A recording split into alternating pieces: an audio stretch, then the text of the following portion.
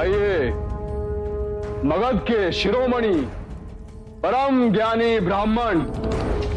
ដែលបានខ្លាចជាព្រះសង្ឃយ៉ាងឆាប់រហ័សបែបនេះកណាសោកស្ដាយខ្លាំងណាស់ដែលបានជួបព្រះដាច់ជគុណនៅក្នុងសភាពបែបនេះមហារី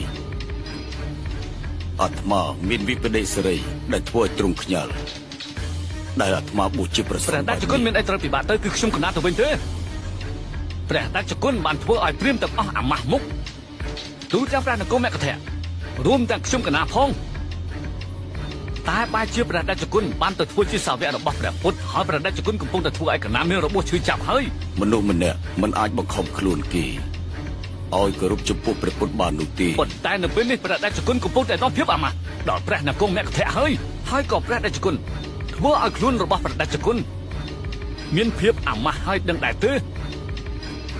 នៅពេលដែលអាត្មាបានប្រកែកជាមួយនឹងព្រះពុទ្ធអាត្មាបានធ្វើឲ្យចំណេះវិជ្ជារបស់អាត្មាមានមោទនភាពណាស់នៅពេលដែលអាត្មាឃើញពន្លឺធម៌របស់ព្រះពុទ្ធភាពក្រអឺតក្រទមរបស់អាត្មាបានរលាយខ្លាចជាសេចក្តីស្ងប់ព្រះដាច់ជគុណកំពុងធ្វើឲ្យខ្ញុំកណាអាម៉ាស់ហើយខ្ញុំកណាហៅព្រះដាច់ជគុណមកដើម្បីធ្វើឲ្យព្រះពុទ្ធចុះចាញ់នឹងបរាជ័យតែព្រះដាច់ជគុណមកបរាជ័យក្រុមដៃព្រះពុទ្ធទៅវិញមហារាជអាត្មាមិនបានបួសជាព្រះសង្ឃនោះទេព្រោះអាត្មាចង់ឲ្យវណ្ណៈនិងសាសនាឬក៏មហារាជរបស់អាត្មាមានភាពឧត្តមឧត្តមនេះជាមូលហេតុដែលអាត្មាសុខចិត្តបួសជាព្រះសង្ឃមហារាជអ្វីដែលអាត្មាចង់បាននោះគឺអាត្មាចង់ឲ្យមហារាជរបស់អាត្មាមានភាពបរមសុខសុខទុក្ខគឺជាការកើតឡើងនៅក្នុងការពិចារណារបស់យើងដូច្នេះព្រះដាច់ជគុណជួបសេចក្តីទុក្ខហើយព្រោះអីព្រះដាច់ជគុណត្រូវទទួលទោសសម្រាប់អំពើព្រះដាច់ជគុណធ្វើមហារាជទ្រង់ដោះលែងនៅអ្វីដែលធ្វើឲ្យប្រទេសរបស់ទ្រង់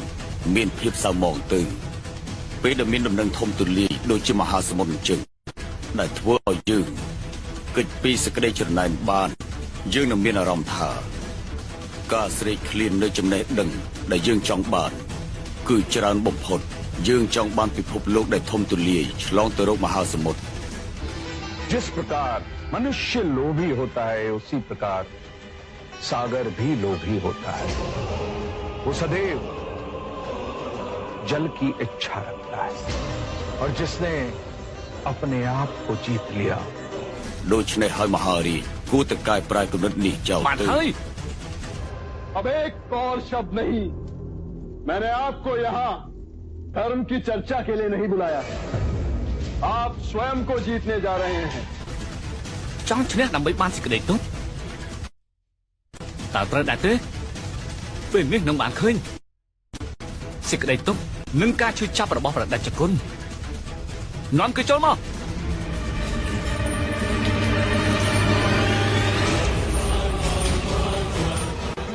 ញោមម៉ែញោមពុក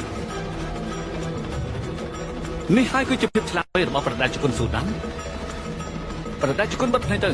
មើលការជឿចាប់នឹងសេចក្តីទុក្ខនេះអាចទទួលយកបានទេអាត្មាគឺជាអ្នកដែលធ្វើខុសជាមួយទ្រង់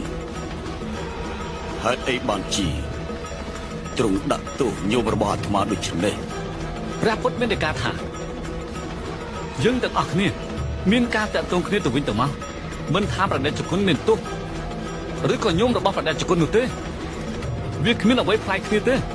ខ្ញុំកណាគ្រាន់តែចង់ថាតើអ្នកណាទៅដែលមានអំណាចក្នុងការផ្ដោតសេចក្តីទុក្ខនេះសូមអភ័យទោសឲ្យអាត្មាផងញោមបុត្រមិនកតញ្ញូទេបុត្របានជ្រើសរើសផ្លូវនិងមានបទពិសោធន៍ពិតថាការពិតព្រហ្មញ្ញគឺជាព្រះអង្គមួយដែលបានសម្រេចចំណេះដឹងមកដល់ប្រសើរនោះការជូនពររបស់យើងសូមឲ្យបាននៅជាមួយនឹងបុត្រចុះឆាប់យកពួកគេទៅ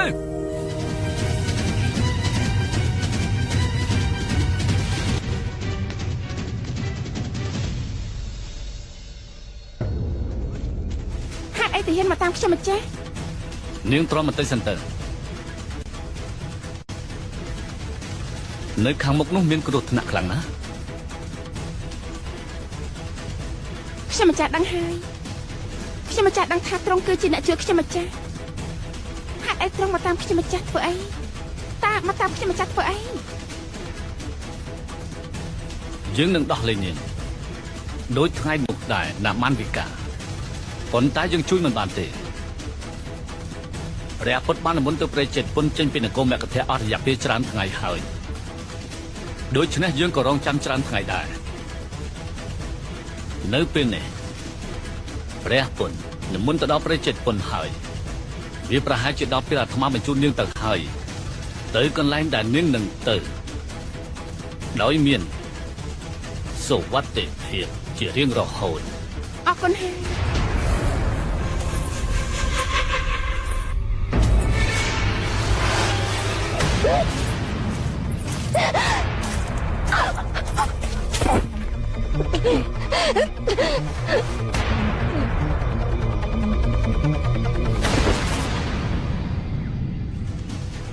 ជីវិតរបស់នាងទុកនៅក៏គ្មានប្រយោជន៍សំខាន់សម្រាប់នាងទៀតដែរប៉ុន្តែសាកសពរបស់នាងនឹងជួយដល់យើងទៅវិញទេ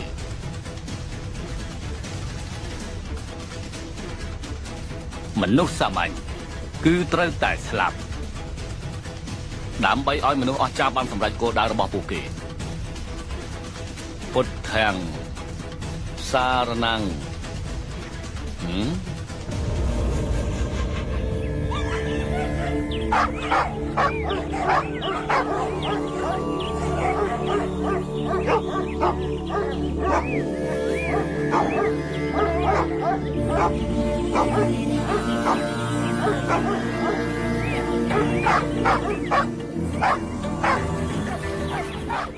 ព្រះអង្គសម្លេងសំណោកព្រោះទាំងប្រាំសម្លេងសំណោកព្រោះសម្លេងបាសីធ្វើឲ្យអារម្មណ៍ព្រះអង្គមិននឹងនៅទេបើកណាមានអារម្មណ៍មនូលដោយសារតែសម្លេងសត្វកណាមិនត្រូវចេះពីវិធីសមាធិទេសូមព្រះរាជទានទោសព្រះអង្គប្រកាសជាមានរឿងអីហើយទើបបានជាធ្វើឲ្យរំខានដល់សណោនិងសត្វបាសីទាំងនោះឆាប់និមន្តទៅមើលខាងក្រៅអាស្រមទៅតើពួកវាកំពុងតែភ្ញាក់ផ្អើលអំពីអ្វី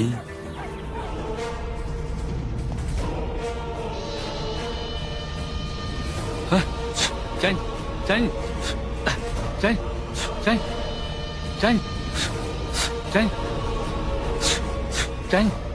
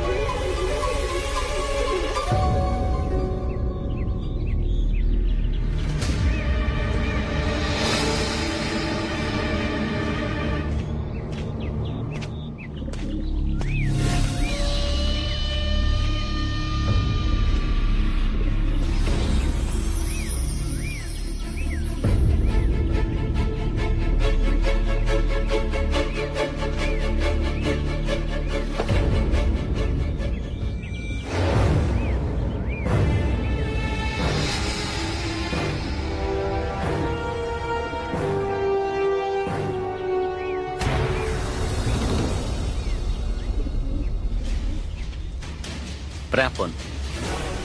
វាគឺជាអំពើទុច្ចរិតធំណាស់យើងអាចយល់ច្បាស់ថានាងគឺត្រូវបានគេធ្វើឃាតមុនពេលត្រូវបានគេធ្វើឃាតហើយក៏យកមកកប់ដីទៅនេះទៅតើនរណាទៅបានជាអ្នកធ្វើអំពើទុច្ចរិតទាំងព្រះពុទ្ធក៏ជាអ្នកមានព្រះបញ្ញាញាណដោយប្រតិសពរោះ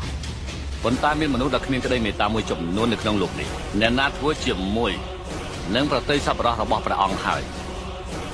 ទូលបង្គំជឿថាមាននរណាម្នាក់កំពុងតែព្យាយាមបង្ខូចកិត្តិយសរបស់ព្រះអង្គហើយនាងគឺដូចជាស្រីម្នាក់ដែលចោទប្រកាន់ព្រះអង្គនៅសាលប្រជុំនៅគោមគធៈនោះហើយក្រាបទូលនាងត្រូវបានដាក់ទោសជាមួយនឹងកំហុសរបស់នាងសម្រាប់អំពើអាក្រក់របស់នាងដែលបានសាងទូលបង្គំនឹងតាមរកអ្នកដែលធ្វើឃាតលើនាងយកមកចំពោះមុខព្រះភ័ក្ត្រព្រះអង្គក្រាបទូល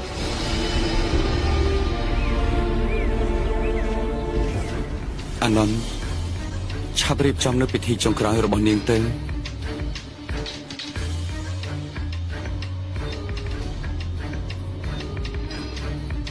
អន្តរដុមុខ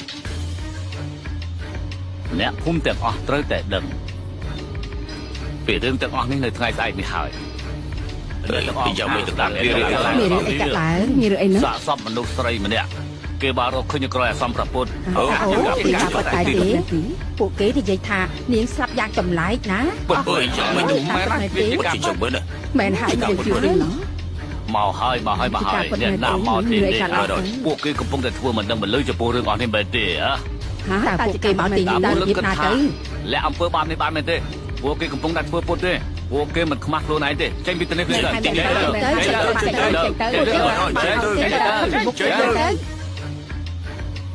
សូមមេត្តាដាក់ចង្ហាន់ឲ្យអាត្មាផងញោម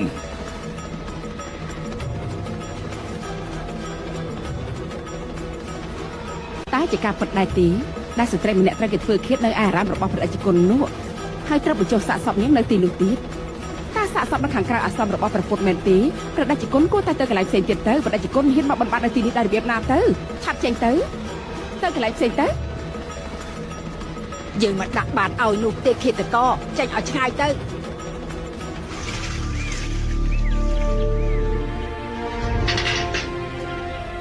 ព្រះដៃជគុណស្រីទឹកឯងខ្ញុំកណាមិនខ្វល់ពីអ្នកដតីនិយាយអ្វីនោះទេតែខ្ញុំកណាជឿជាក់លើព្រះពុទ្ធឈប់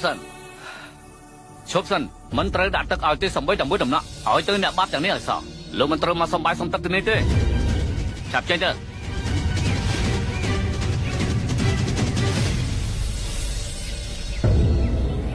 ពួកគេទាំងអស់ឈឺហើយ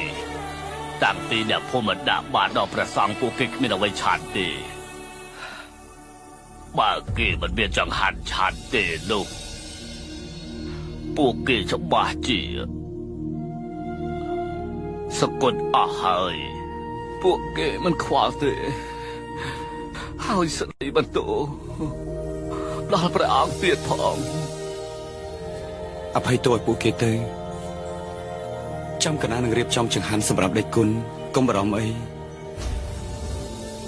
តើយើងធ្វើឲ្យអ្នកស្រុកជឿយើងយ៉ាងម៉េចទៅថាអារាមរបស់យើងនេះមិនពាក់ព័ន្ធជាមួយនឹងសាកសពស្រីម្នាក់នោះ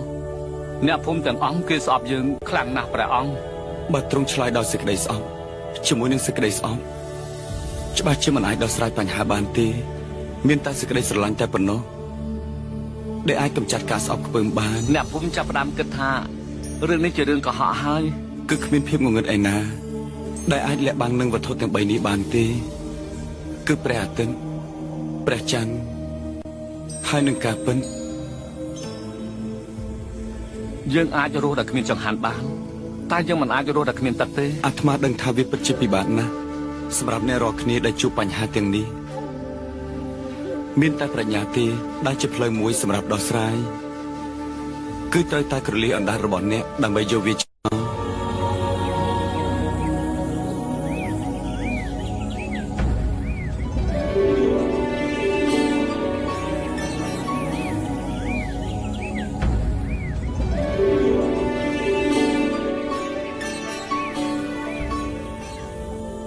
យើងបានផ្លែឈើទាំងអស់នេះពីដើមមកព្រះអង្គប្រហែលជាសាសនាទាំងមូលបានដឹងនៅអ្វីដែលបានកើតឡើងនៅក្នុងអារាមរបស់យើងនេះហើយសូមព្រះពុទ្ធរាជទានទោសដល់ខ្ញុំម្ចាស់ផងខ្ញុំម្ចាស់មិនជ្រាបពីរឿងនេះទេព្រះពរខ្ញុំម្ចាស់អាចយកអ្វីតាមដែលខ្ញុំម្ចាស់អាចយកបានយើងត្រូវគិតថាប្រសិនបើអំពើអាក្រក់មានដៃ10អំពើល្អប្រកាសជាមានដៃ100ជាមិនខានទេយកទៅទុកទៅ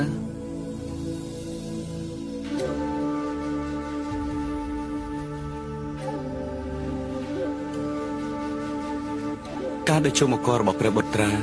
មិនបានធ្វើឲ្យអាត្មាមានការភ្ញាក់ផ្អើលទេទូលបង្គំបានមកកព្រះអង្គកាលពីវ័យក្មេងហើយតាំងពីនោះទូលបង្គំមិនភ្លេចព្រះអង្គទេជីវៈបានរៀនធ្វើជាពេទ្យនៅនគរតកសិលាគេមានចិត្តចង់ចូលគាល់ព្រះអង្គគេយកចំណេះដឹងរបស់គេមកថ្វាយព្រះអង្គនៅពេលនោះខ្ញុំម្ចាស់ក៏ទទួលដំណឹងមិនល្អដែរព្រះពរហើយខ្ញុំម្ចាស់បានយកផ្លែឈើដែលខ្ញុំម្ចាស់អាចយកមកបានមកថ្វាយយើងទាំងអស់គ្នាដឹងគុណឧបាសិកាហើយដែលនាំចង្ហាន់ដ៏សំខាន់សម្រាប់ជីវិតរបស់ពួកអាត្មាឧបាសិកាបាននាំជីវៈមកជួបនឹងអាត្មានេះគឺជារឿងដ៏ប្រសើរ អត់ដងឧត្តមខ្លាំងណាស់ឧបាសិកាមិនត្រឹមត្រូវទេដែលឲ្យបុតចេញពីការរស់នៅដែលមានសេចក្តីសុខប៉ុន្តែជាការត្រឹមត្រូវសម្រាប់គេដែលឲ្យមកធ្វើជាព្រះសង្ឃតម្លៃនៃការពិតរបស់ឧបាសិកាបានសម្រេចហើយអមរាបលីខ្ញុំម្ចាស់មានអ្វីជាច្រើនដែលយកមកថ្វាយព្រះពុទ្ធជីវៈតែតែប្រើចំណេះដឹងរបស់គេសម្រាប់សុខុមាលភាពរបស់មនុស្សជាតិព្រះអង្គត្រូវការចាប់បាច់ប្រើប្រាស់និងវិជ្ជាពេទ្យដូច្នេះសូមព្រះអង្គទទួលយកផងទៅ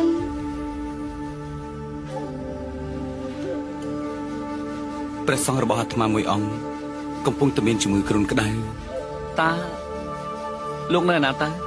សូមយើងទៅជាមួយអាត្មាទៅ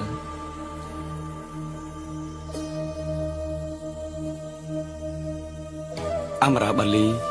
ឧបាសិកាបានរៀបចំចង្ហាន់សម្រាប់ព្រះសង្ឃហើយក៏បានធ្វើអំពើល្អដែរថែមទាំងបានឲ្យគ្រូពេទ្យមកអាត្មាទៀតគឺជាពេលដែលអាត្មាត្រូវការជាចាំបាច់នៅពេលដែលមានបញ្ហាទាំងនេះ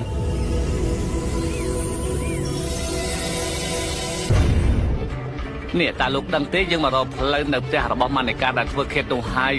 ធ្វើអំពើឃាតកម្មហើយបានយកសារសពទៅទុកក្រោយអាស្រមព្រះពុទ្ធចូលទៅឆៃទៅ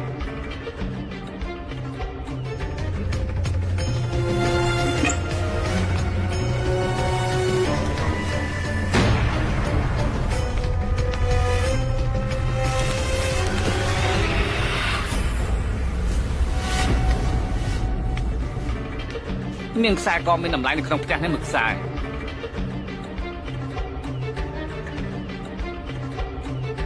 វាគឺជារបស់មនុស្សប្រុសហើយក៏ជារបស់ត្រកូលសត្យវង្សជារបស់ត្រកូលសត្យវង្សតា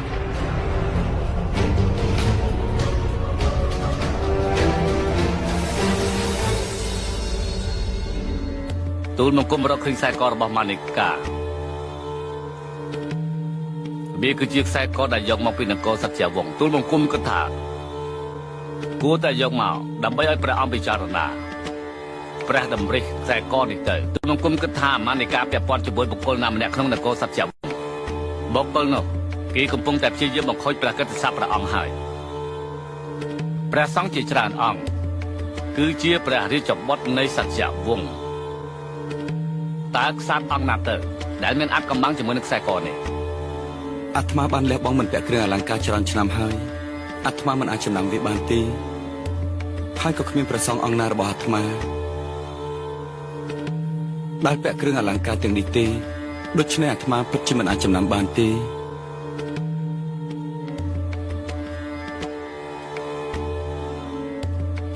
នៅមានរឿងមួយទៀតទូលបង្គំបានសួរសាច់ញាតិរបស់ម៉ានិកាពួកគេម្នាក់ប្រាប់ទូលបង្គំថាកាលពី1ឆ្នាំមុននេះមានបរិសម្នាក់មកពីនគរសត្យវង្សបានមកចូលក្នុងផ្ទះ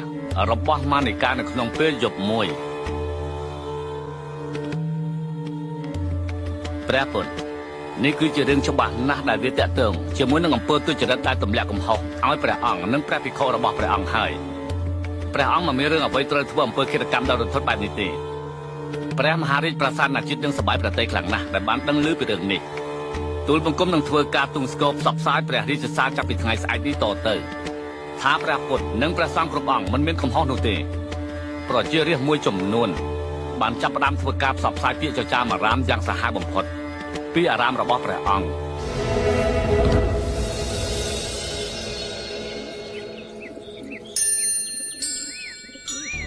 ព្រះពុទ្ធសូមព្រះអង្គជួយប្រទានពរដល់ព្រះអង្គទូលបង្គំផងទូលបង្គំនឹងចាប់ឃាតករនោះមកថ្វាយព្រះបាទព្រះអង្គឲ្យបាន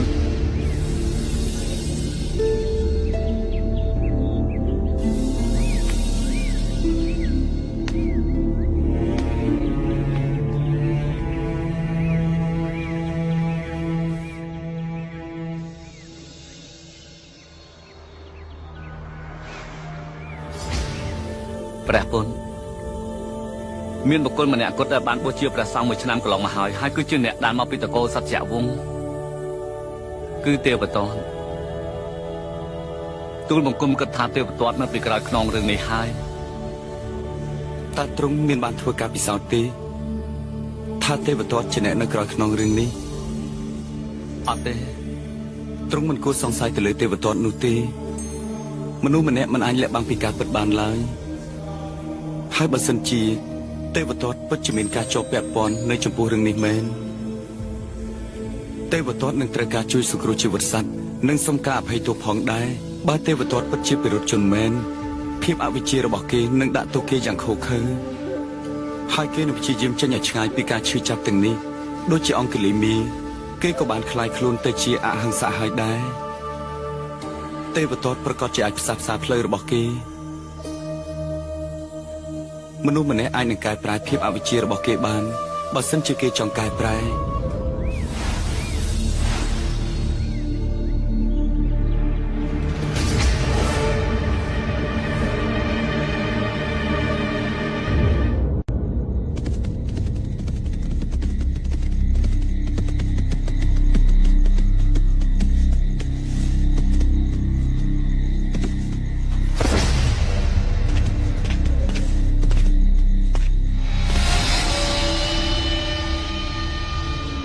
ទូលបង្គំមិនអាចមកជួបដែលបើកចំហបាននោះទេអាត្មាយល់ហើយនៅពេលដែលអាត្មាទទួលចត់ម៉ែរបស់ទ្រង់តាមមានដំណឹងអ្វីពីអារាមនោះមែនទេព្រះមេដារបស់អាត្មាមានសវណ្ណន័យថាស៊ីថាត់កើតមកជាមួយការធ្វើទរណកម្មមួយធំណាស់អាត្មាបានប្រើមាវិកាឲ្យបង្កើតបញ្ហានៅអារាមនេះប៉ុន្តែបញ្ហាទាំងអស់នេះគឺដូចជាមករកអាត្មាវិញហើយទ្រង់ក៏ប្រើស៊ូដានដែរតាមបន្ថែមចឹងឯងទូលបង្គំទទួលភាពអាម៉ាស់នៅចំពោះមុខមន្ត្រីនគរមគ្គធរទាំងមូលទូលបង្គំបដិសេធមិនទទួលស្គាល់ទេទូលបង្គំនឹងព្យាយាមបន្តទៀតដោយមានគំនិតថ្មីមួយទៀតរៀបចំដាក់អន្ទាក់ឲ្យបានប្រកាសនៅថ្ងៃណាមួយព្រះពុទ្ធសម្លាញ់តាឲ្យអាត្មាសូមខ្ចីមនុស្សដែលទុកចិត្តរបស់ទ្រង់បានដែរទេ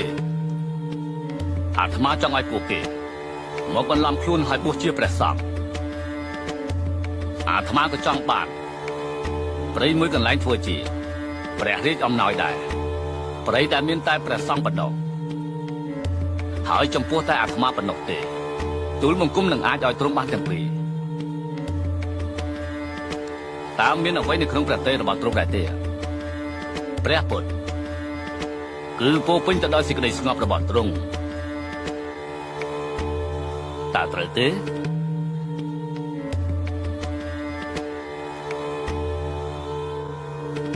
ទីអារាមនឹងត្រូវភ្លើងឆេះខ្លាយទៅជាផេះហើយសូមធានាថានៅពេលនោះព្រះពុទ្ធសំខាន់ណាស់តើព្រះពុទ្ធមានសេចក្តីស្ងប់រឿងដែលកើតឡើងជុំវិញព្រះពុទ្ធនេះបានដោយរបៀបណាទៅ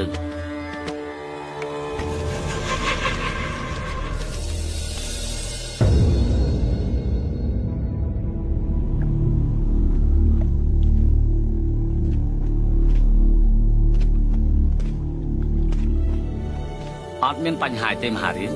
ព្រះពុទ្ធគឺជាវីរបុរសបើព្រះពុទ្ធសម្ដែងអភិនិហពិធីនេះបានយើងមានអារម្មណ៍ថាយើងមានសម្ដាងខ្លាំងណាស់មហារាជព្រះពុទ្ធនិមន្តមកដល់ហើយ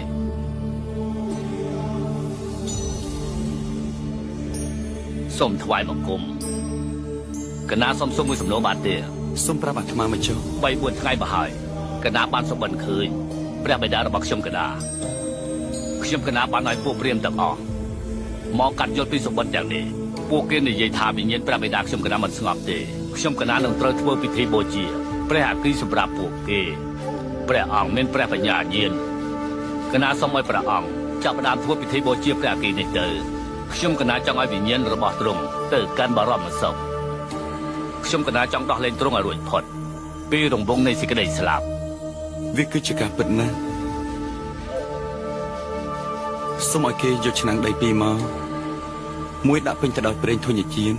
ហើយមួយទៀតដាក់ពេញទៅដោយដុំថ្មឲ្យពួកគេគ្របមាត់ឆ្នាំងដីទាំងពីរជាមួយនឹងក្រណាត់យកក្រណាត់ទាំងនោះទៅមាត់ទន្លេអាត្មារងចាំអបាសកនៅទីនោះទូលបង្គំនឹងធ្វើពិធីនេះមហារាជ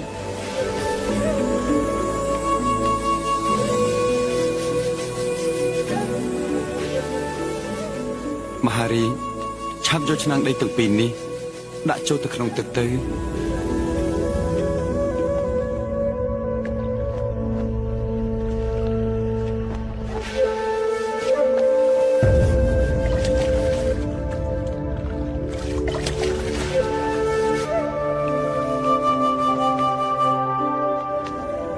មហារាជឆាប់វាយឆ្នាំងដីទាំងពីរនេះឲ្យបែកទៅ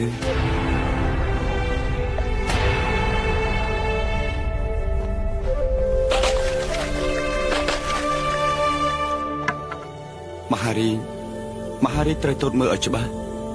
ប្រេងបានអណ្ដែតនៅលើទឹកឆាប់ប្រាប់អាត្មាមកតើមាននរណាម្នាក់ដែលអាចធ្វើពិធីនេះបានទេដូច្នេះប្រេងក៏បានលេចចូលទៅបាតទន្លេមិនអាចទៅរួចទេវាជាធម្មជាតិរបស់ប្រេងមហារាជពិតជាមានបន្ទូលត្រឹមត្រូវវាជារឿងធម្មតាទេការបូជាព្រះអគីឬមួយក៏ធ្វើពិធីអ្វីផ្សេងទៀតនោះវានៅតែមិនអាចជួយឲ្យដុំថ្មអណ្ដែតនៅលើផ្ទៃទឹកបាននោះទេអត់ទេព្រះពុទ្ធនោះគឺជាការប្រឆាំងជាមួយនឹងច្បាប់ធម្មជាតិហើយយើងក៏មានច្បាប់ធម្មជាតិរបស់យើងដូចគ្នាយើងក៏ជាចំណែកមួយរបស់ធម្មជាតិដែរត្រូវហើយព្រះអង្គមិនមានការពិតណាទៀតនោះទេបើសិនជាបុព្វបុរសរបស់យើងបានសាងបាបកម្មនៅក្នុងជីវិតគាត់ពួកគាត់នឹងត្រូវលេចចូលទៅក្នុងបាតទន្លេដូចជាដុំថ្មអញ្ចឹងដែរប៉ុន្តែបើសិនជាពួកគាត់បានសាងនៅអំពើល្អទាំងនោះ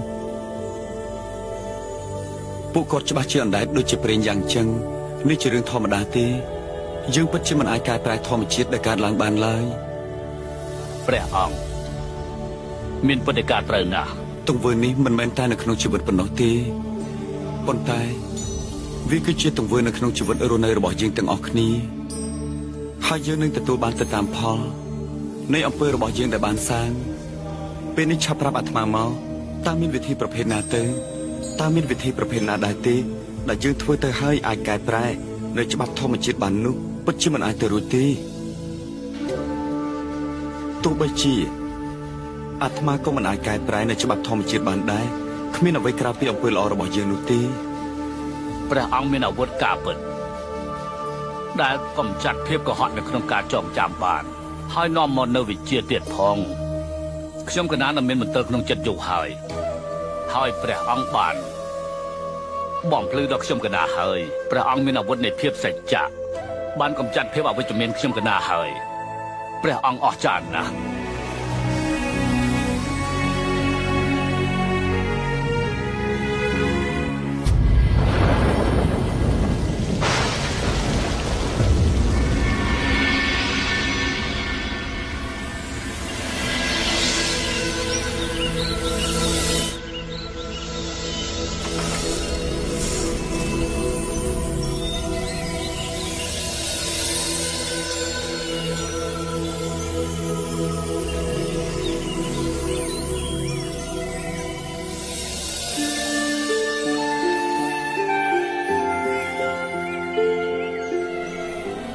តថាគតគឺជាព្រះនាមដ៏ល្អសម្រាប់ព្រះគុណពេលដែលព្រះអង្គមានប្រជញ្ញ72ព្រះវស្សាព្រះអង្គបានបង្កើតនូវព្រះបញ្ញាញាណរាល់ថ្ងៃដើម្បីជួយប្រោសដល់វិញ្ញាណរបស់សត្វលោក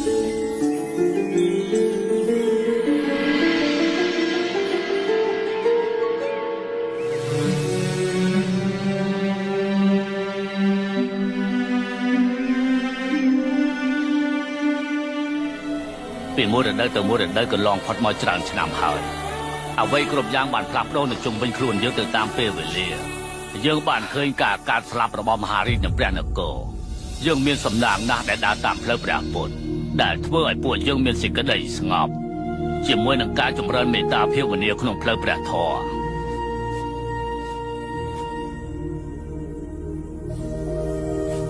លោកអាចមានមោទនភាពជាមួយនឹងរឿងអស់ទាំងនេះហើយប៉ុន្តែនោះគឺជាការពិតនៅអ្វីដែលបានធ្វើឲ្យកណាប់អារម្មណ៍ចំពោះមនុស្សម្នាក់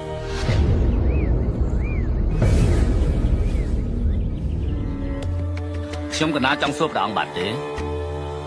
អនាគតខ្ញុំកណានឹងទៅជាយ៉ាងណាដែរបាននៅតែជាព្រះសង្ឃបែបនេះព្រះពុទ្ធយើងទាំងអស់គ្នាដឹងថាតើព្រះអង្គតាក់ទងជាមួយនឹងបណ្ដាព្រះសង្ឃជាច្រើនសម្រាប់បានដោយយ៉ាងម៉េចទៅវាពិតជាធ្វើឲ្យព្រះអង្គចេញសមាធិហើយ ព្រះអង្គប្រឈមមុខនឹងការលំបាកច្រើនណាស់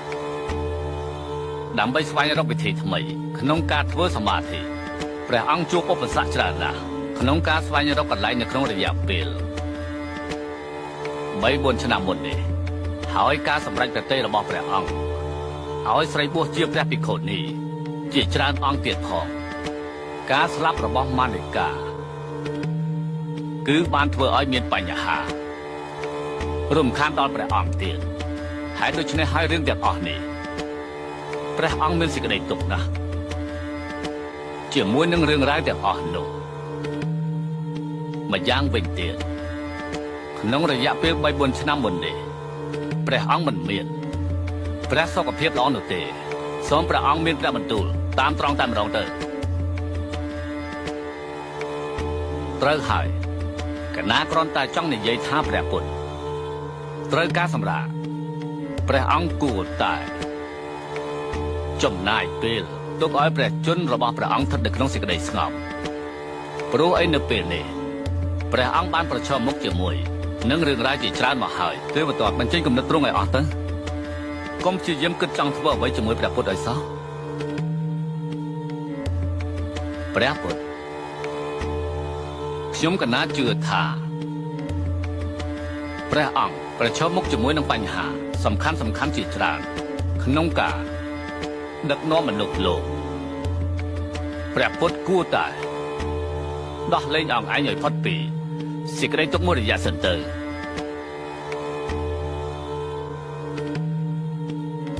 សូមព្រះអង្គលាចាកសិក្ខាបទខ្ញុំកណាពុទ្ធជាអាចដឹកនាំព្រះសង្ឃទាំងអស់នេះបានខ្ញុំកណានឹងស្វែងរកអនាគតឲ្យព្រះសង្ឃទាំងអស់នេះបានសូមព្រះអង្គលាចាកសិក្ខាបទទៅទូលបង្គំមិនអាចឃើញសភាពបែបនេះបានទេគ្មានអ្នកណាផ្សេងក្រៅពីព្រះពុទ្ធអាចដឹកនាំសាវកបានទេ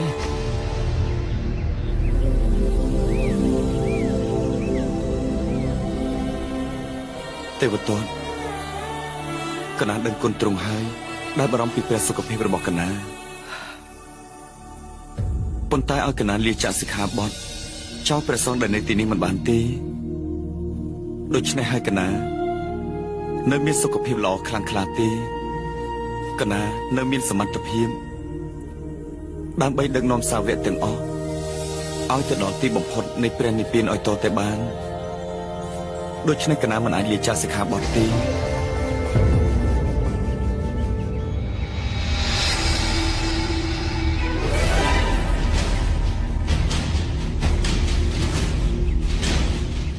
តើព្រះពុទ្ធឃើញដែរទេ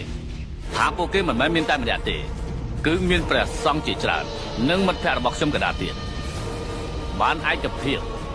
ជាមួយនឹងខ្ញុំកដា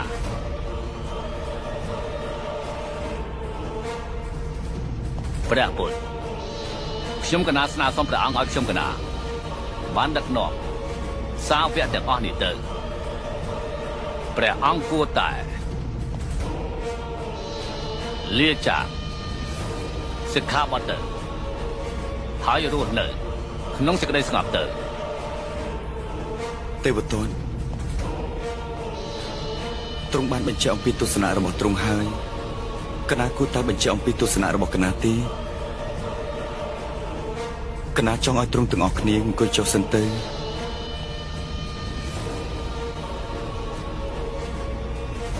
ទេវទត្តពិតជាចង់បានខ្លាំងណាស់គឺចង់ឲ្យកណាលាចាកសិក្ខាបទបើសិនជាមានថ្ងៃណាមួយពិតជាមកដល់មែននោះអញ្ចឹងកណានឹងត្រូវជ្រើសរើសអ្នកដឹកនាំនៅក្នុងចំណោមសាវករបស់កណាការពិតកណាក៏មានការតែងតាំងហើយដែរនៅថ្នាក់ដឹកនាំនឹងព្រះសង្ឃអង្គណាដែលមានសមត្ថភាពជាងទេវទត្តហើយពួកគេក៏យុត្តិធម៌ជាងទេវទត្តផងដែរដូច្នេះកណាច្បាស់ជាមិនអោយមកកលៀនសិរីបុត្រនិងមហាកាសបាតែងតាំងជាថ្នាក់ដឹកនាំរបស់សាវកនោះទេហើយអ្នកដែលមានទូនាទីគឺជាព្រះសង្ឃដ៏អស្ចារ្យបំផុតដូច្នេះទេវទត្ត ពេលនេះតើទ្រង់អាចយកព្រមទទួលកណាតែងតាំងទ្រង់ធ្វើជាអ្នកដឹកនាំសាវកដែរទេដរាបណាសមត្ថភាពរបស់ទ្រង់បានសម្រេចប៉ុន្តែពេលនេះទ្រង់មិនទាន់មានសមត្ថភាពដឹកនាំសាវកនិងសាសនាទូតបានទេ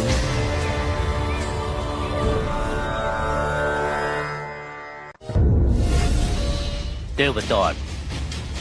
កងពិបាករតីអីទ្រង់នឹងមិនខ្លាចទៅជាអ្នកដឹកនាំរបស់សាវកបានងាយៗនោះទេតាមមានអ្វីផ្លែកទៅព្រះពុទ្ធក៏ស្រែកឃ្លានអំណាចទៅជាមនុស្សលោកដទៃដែរតាទ្រង់ក៏ស្ទាក់ស្ទើរខ្លាចបាត់បង់អំណាចរបស់ទ្រង់ឲ្យទៅអ្នកណាម្នាក់ផ្សេងដូចគ្នាដែរមែនហើយព្រះពុទ្ធគឺជាមនុស្សស្រែកឃ្លានអំណាចការទ្រង់នៅជាសិដ្ឋាននោះតែងតែឆ្លោះជាមួយនឹងយើងពិតមែនណាពិតមែនហើយពេលនោះទ្រង់តែឆ្លោះប្រកែកដណ្ដើមរបស់បន្តិចបន្តួចជាមួយនឹងកណាទ្រង់កើតមកដណ្ដើមអ្វីគ្រប់យ៉ាងពីកណាតាំងតែពីកើតមកមានគំនិតខ្វែងគ្នាជាមួយនឹងកណារហូតព្រះពុទ្ធនេះពិតជាអស្ចារ្យមែនតែកណាថានៅតែសិដ្ឋានមិនមែនជាព្រះពុទ្ធទេគួរឲ្យភ្ញាក់ផ្អើលណាស់មិនប្រែប្រួលទេទ្រង់មិនកែប្រែទេទ្រង់នៅតែជាមនុស្សដដែលគឺសិដ្ឋានហើយនៅពេលនោះទ្រង់នៅតែជាសត្រូវរបស់កណាដដែលមិនមានអ្វីទៀតទេកណានឹងមិនឲ្យទ្រង់មានសេចក្តីសុខបន្តទៀតទេយើងមិនឲ្យទ្រង់មានផ្លូវដើរទៅមុខទៀតទេព្រះពុទ្ធ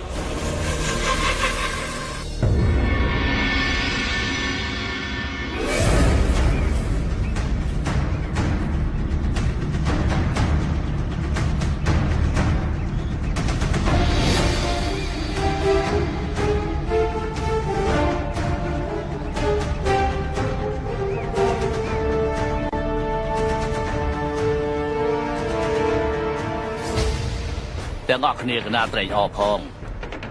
សូមស្វាគមន៍ចំពោះពួកអស់លោកទាំងអស់គ្នាជាដំបងអាត្មាសូមអរព្រះគុណយ៉ាងខ្លាំងចំពោះមហារាជអាផាតសត្រូវដែលបានប្រទានប្រយាកាសឲ្យអាត្មាសូមអរគុណដែលមានសន្តានចិត្តហើយគាំទ្រអាត្មាមករហូតកណាបានជួយអ្នកទាំងអស់គ្នាច្រើនណាស់ដើម្បីឲ្យបានបួសជាព្រះសង្ឃហើយកណាសង្ឃឹមថាអ្នកទាំងអស់គ្នាទុកឱកាសឲ្យកណាធ្វើជាគ្រូដើម្បីចែករំលែកបទពិសោធន៍គ្នាតាមមានអ្នកណាមួយមានវត្តមាននៅទីនេះមានតែហេតុផលមួយប៉ុណ្ណោះដែលបារម្ភពីការរៀបចំអារាមរបស់យើងកណាមានកិច្ចការមួយនៅក្នុងរឿងនេះចង់ស្នើសុំទៅព្រះពុទ្ធជាច្រើនដងមកហើយ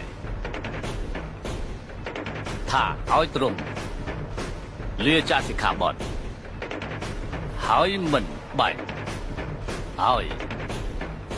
ស្វែងរកអ្វីបន្តទៅទៀតទេអ្នកថ្មីគេនឹងស្វែងរកការធ្វើសមាធិថ្មីវាគឺជាការពិតខ្លាំងណាស់ក្នុងនាមយើងជាព្រះសង្ឃគ្រប់អង្គមិនត្រូវស្ដាប់អាវត្តព្រះពុទ្ធទេតែត្រូវស្ដាប់អាវត្តកណាបានស្នើសុំធ្វើទូនាទីនេះចំពោះទ្រង់រួចហើយព្រះពុទ្ធបានសម្រេចទៅតាមផ្លូវរបស់ព្រះពុទ្ធដើម្បីទទួលនៅការត្រាស់ដឹងយើងក៏ត្រូវតែសម្រេចជោគជ័យរបស់យើងដែលនឹងធ្វើជាអ្នកចម្បាំងតែប៉ុណ្ណោះហើយយើងត្រូវតែដើរតាមផ្លូវរបស់ព្រហ្មដែលជាព្រះរបស់យើងគ្រប់អង្គអ្នកទាំងអស់គ្នាអាចធ្វើតាមវិធីរបស់ព្រហ្មមិនត្រូវនាំគ្នាធ្វើតាមវិធីរបស់ព្រះពុទ្ធនោះទេព្រះពុទ្ធមកពីត្រកូលសត្យវង្សទ្រង់ក៏មានគ្រូជាប្រមាញ់ដែរទើបសម្រេចបានមកដល់សពថ្ងៃនេះ កណាតែព្យាយាមចាត់ការគ្រប់យ៉ាងក្នុងការត្រាស់ដឹងរបស់ព្រះពុទ្ធវាមិនមានភាពយុត្តិធម៌នោះទេទ្រង់គឺជាមហារាជអភាសត្រមិនបាច់បារម្ភពីរឿងទាំងនេះទេនោះហើយជាមូលហេតុដែលអាត្មានិមន្តព្រះសង្ឃគ្រប់អង្គដែលគ្រប់គ្រងជាមួយនឹងអាត្មាមកទីនេះគឺដើម្បីធ្វើការប្រជុំហើយបញ្យល់ពួកគេកណាស្នើសុំព្រះសង្ឃគ្រប់អង្គឲ្យធ្វើទៅតាមដែលកណាមានពុទ្ធដីកាទៅហើយប្រាប់រឿងនេះទៅដល់ព្រះពុទ្ធទៅសូមឲ្យព្រះអង្គគ្រប់អង្គត្រូវតែឈប់ជឿព្រះពុទ្ធទៅគួរតែលះបង់នៃការជឿជាក់ទាំងនេះទៅថាសនៈទូតរបស់យើងនិងសាវករបស់យើងត្រូវតែកែប្រែបើគ្មានការកែប្រែទេសាសនៈទូតនិងសាវករបស់យើងនឹងមានរឿងកើតឡើងជាមិនខាននោះទេបើយើងមិនកែប្រែនោះកណាចង់ឲ្យអ្នកទាំងអស់គ្នាស្ដាប់បញ្ជារបស់កណាតែម្នាក់គុណ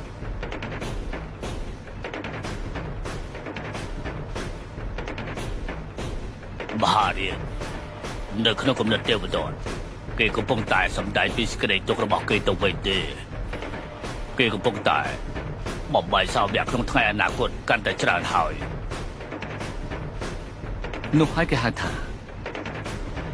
ថានយោបាយនៅពេលនេះយើងត្រូវតែមានមធ្យោបាយថ្មីសម្រាប់ប្រសងបន្ថែមទៀតសាសនាទូតនិងសាវករបស់ព្រះពុទ្ធនឹងទៅជាមួយនឹងរឿងរ៉ាវទាំងអស់នេះក្នុងពេលឆាប់ខាងមុខនេះआरंभ हो गई निर्वाण प्रथा सुनो सुनो ये बुद्ध कथा